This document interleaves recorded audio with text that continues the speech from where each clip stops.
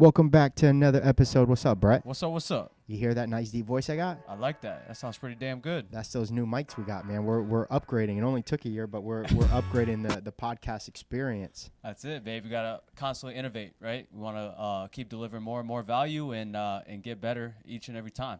Yeah, man. So let's keep cranking.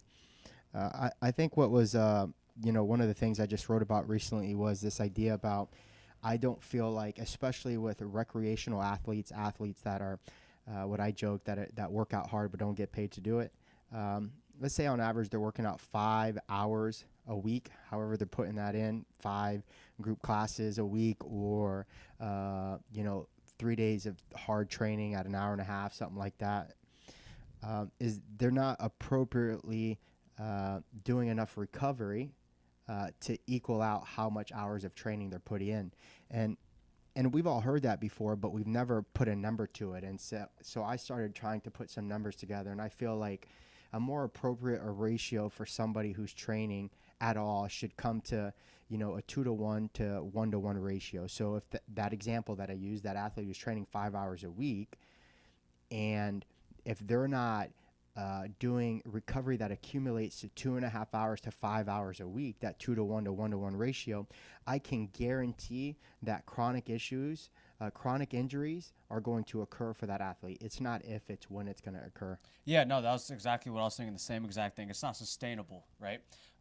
You want to, be in this fitness game long term, right? You want to play the long game, And if, it's like, you can't go from one extreme to the other, right? If you are just thinking about pounding the weights, training intensely, 5-6 days a week with no extra recovery session, you're going to break down eventually.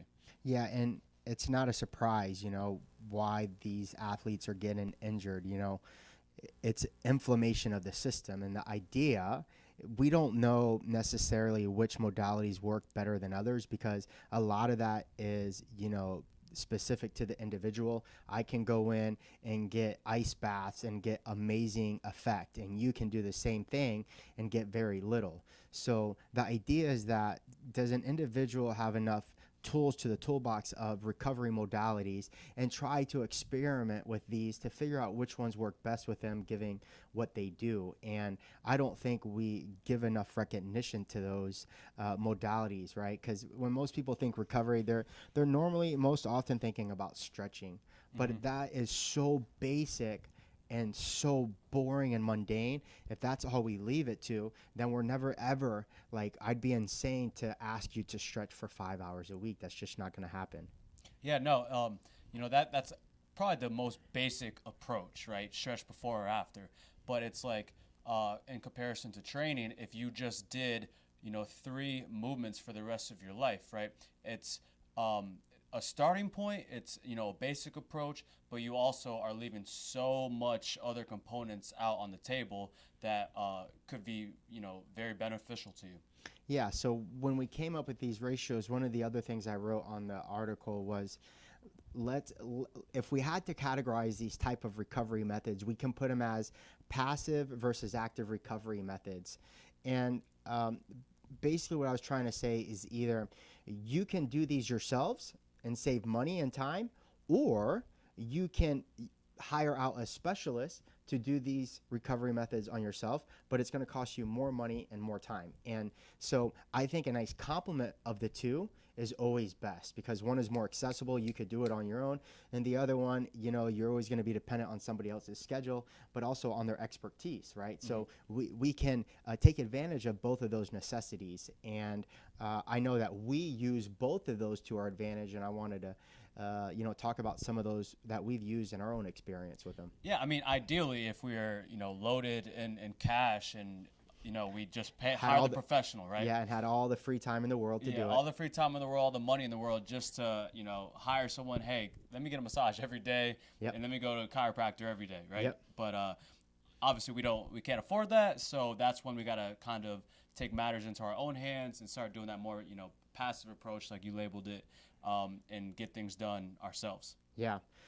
And one of the ones that we are both adamant about is massage. I was a licensed massage therapist. You've had massages since I know you have had you've gotten massages since the day I've met you, and it's just something that we've maintained in our lifestyle. No, and then if you find a good one, you know, that kind of has like a sports background, or, you know, I'm huge on, you know, massages and seeing the chiropractor that both I can speak the same language to, right? Specifically if they have like a sports background, or, you know, they've worked with athletes previously in the past. So I can come in here and say, hey, you know what, my glute is super, super tight. I did a, you know, shitload of deadlifts the other day. Can you work me out? And then say no more, right? They go ahead, get going, go to town exactly where I need it, opposed to, you know, a massage therapist that is just working on older ladies. You know, we're not speaking the same language. But to your point, yeah, no, massage is great. You know, it kind of gives you that relaxed mental aspect too, as well as the recovery, physical, working out the kinks. Yeah, we're both adamant on chiropractic and massage. And for me, the way I would define somebody who's really good in that industry is one that constantly, like, they never give the same adjustment or the same massage every single time. Because, like, if they knew the body and they can feel the body reacting, or its tension, or where its pain points are that session, they should have to spend more attention on those areas. And if I can, like, if I know where my massage therapist is moving next and how long they're going to maintain that stroke, I know it's a cookie cutter program they're doing, right? They're not really listening to me. Same with my chiro.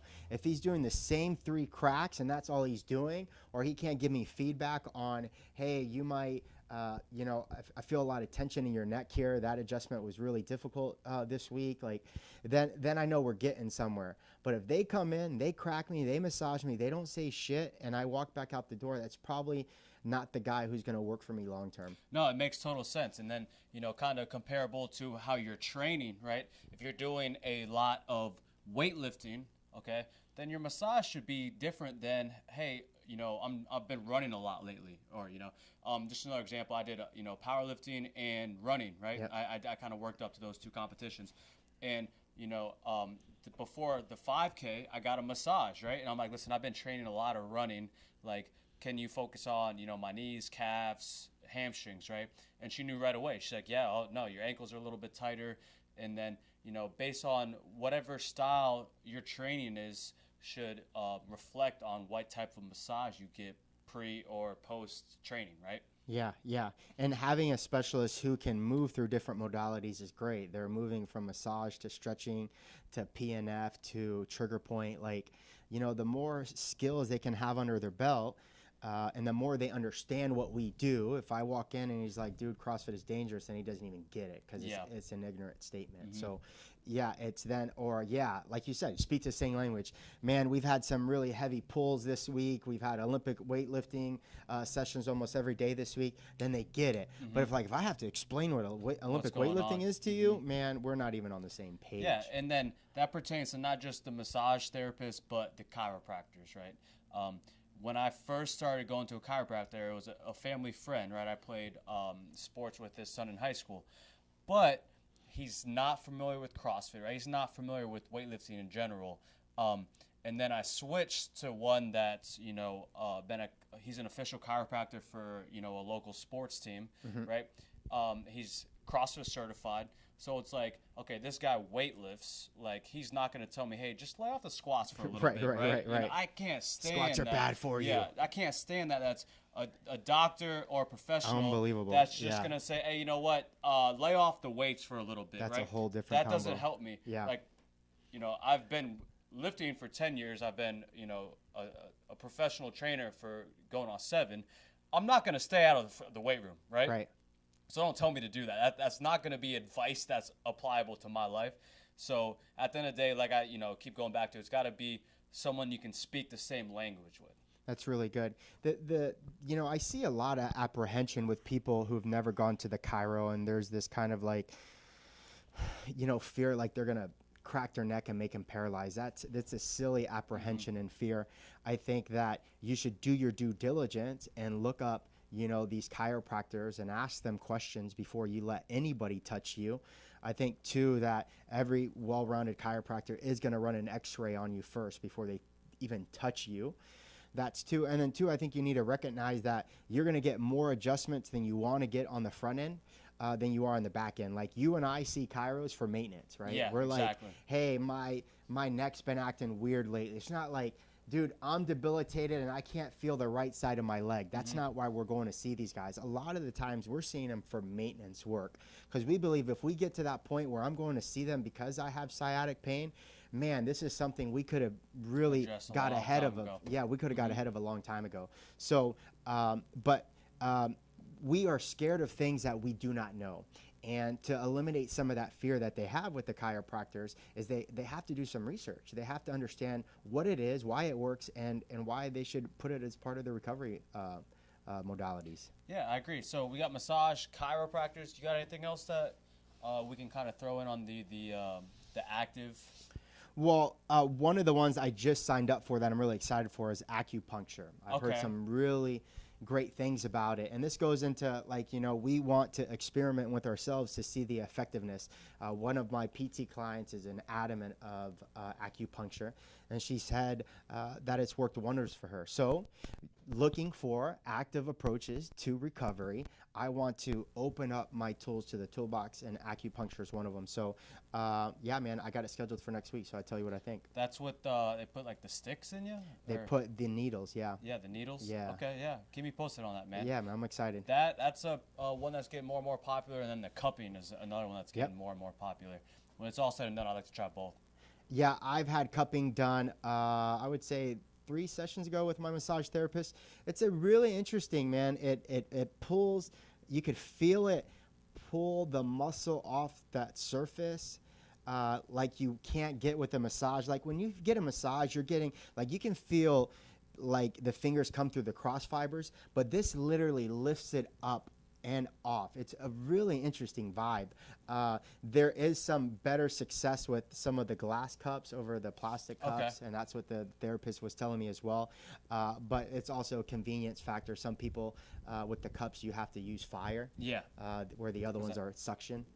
So there's some pros and cons to both of them. But yeah, I only had it once. I can't really sell the effectiveness of it because it was compiled with my massage routine anyways. But it was an interesting stimulus for sure. Nice. Yeah, I'm going to definitely try What about you? I mean, that's really my 2 major ones, you know, was the massage and the chiro. Okay. You know, as far as professional care goes. What about passive work, the stuff that you're doing on your own? So I do the ROMWOD program that we offer on Sundays. It's basically a guided yoga routine, kind of marketed towards CrossFitters. But you know, I'll go ahead and try to get that in every morning.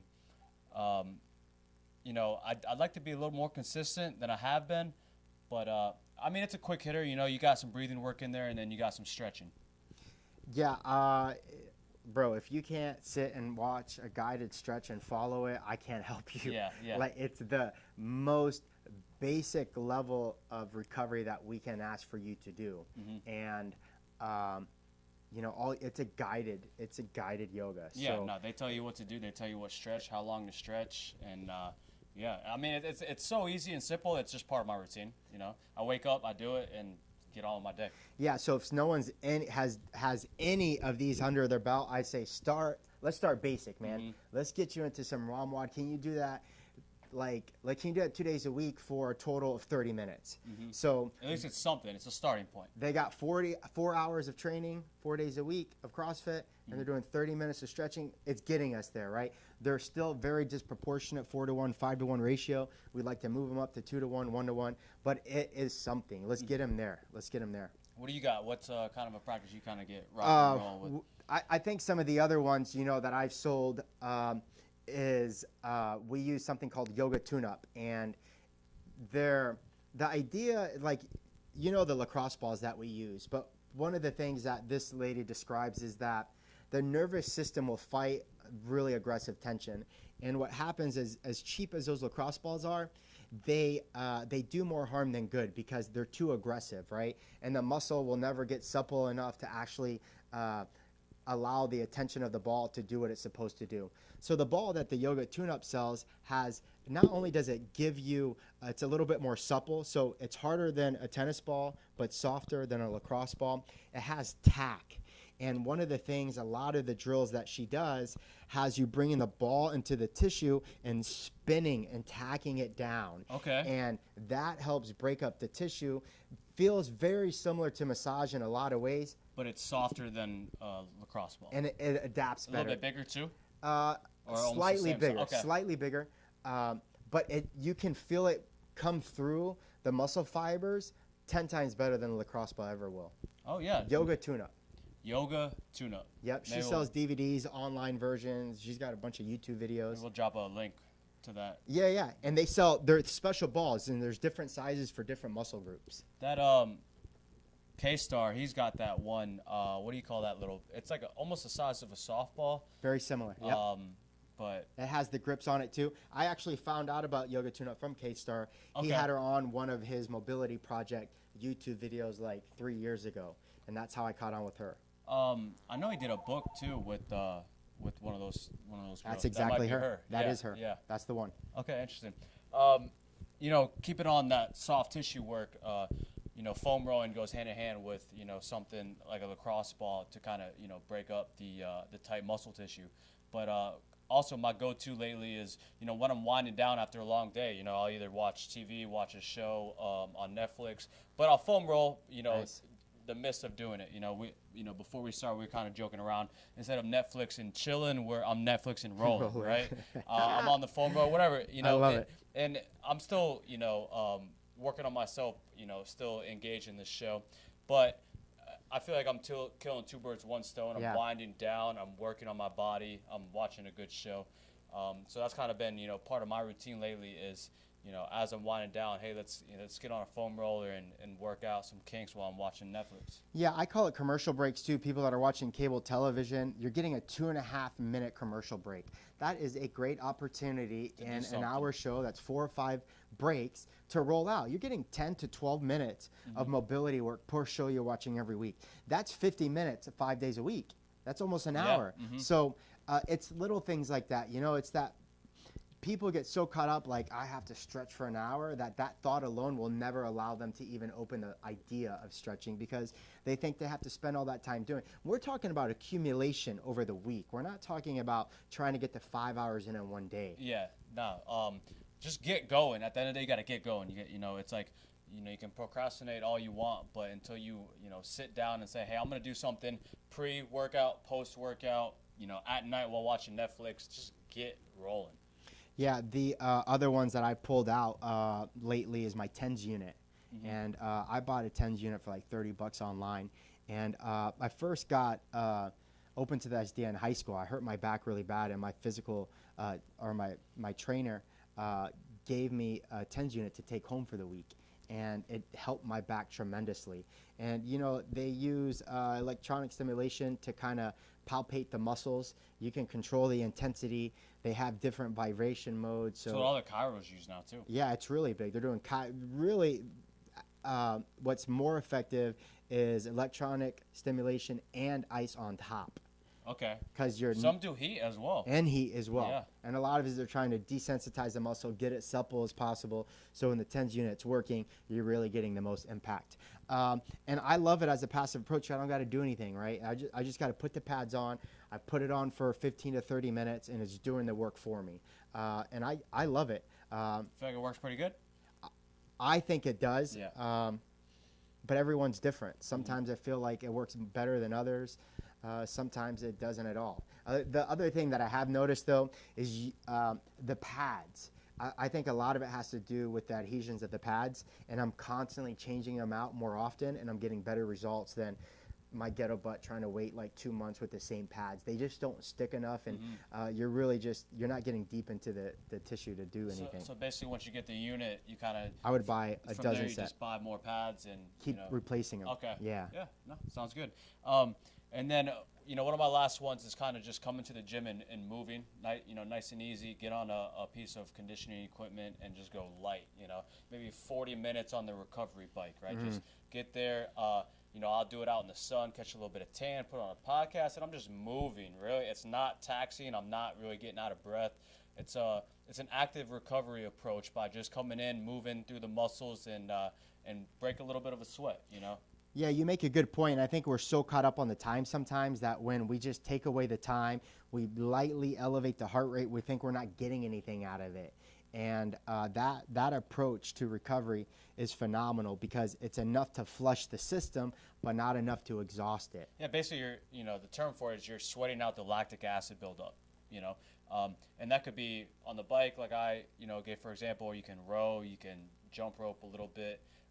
Nothing too taxing. You could pretty much hold a conversation with someone if you really wanted to, right? It's not hardcore training. It's just like, hey, I'm trying to sweat a little bit. I'm a little bit stiffer than normal. I'm trying to loosen up. And that's kind of the approach you got to set in stone before you even get to the gym, right? If you're having an active recovery day, go in there and do that. Don't, I'm starting to feel pretty good. I'm going to pound some heavy deadlifts, pound some heavy squats.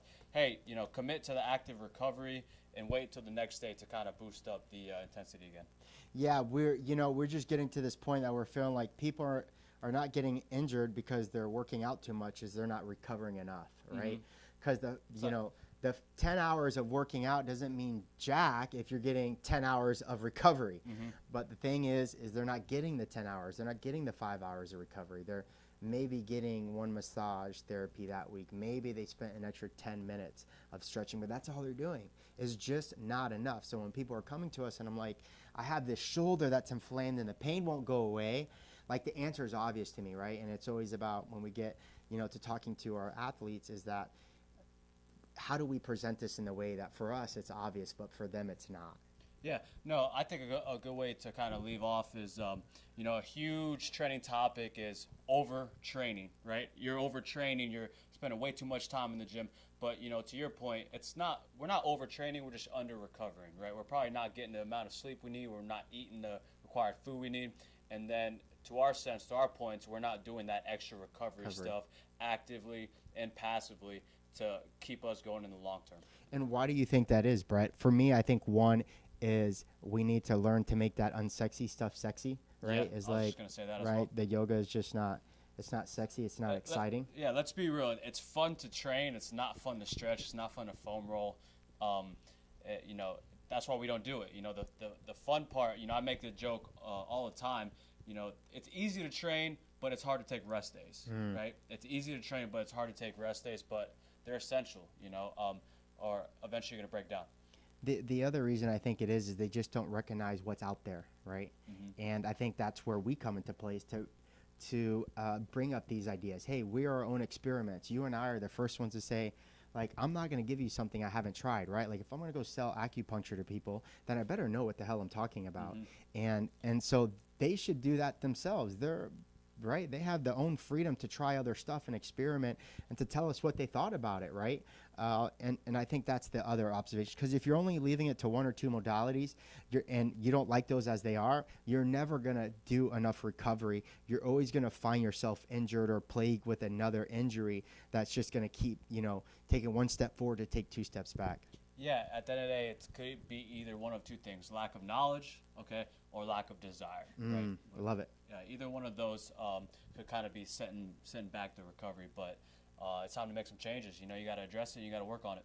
Yeah, man, we appreciate you guys. I hope that kind of gets you fired up to ask some questions and really just take an honest approach. I mean, that was the end of the article was, man, just take an honest approach to how many hours, like just the way you would log your job hours, like be serious about it. Like how many hours did I train this week and how many in totality did I use for recovery? Add those minutes up. I can guarantee that if something is chronic and is plaguing you, it's because the ratios are so off they're not even funny. Yeah, no, put it on paper, right? You put it on paper, you're quantifying it. It's right there in front of you. It's not, the term goes, if it's out of sight, it's out of mind. Put it on paper, stick to it, come up with a game plan, and roll with it. Appreciate y'all, man. See you guys. Bye.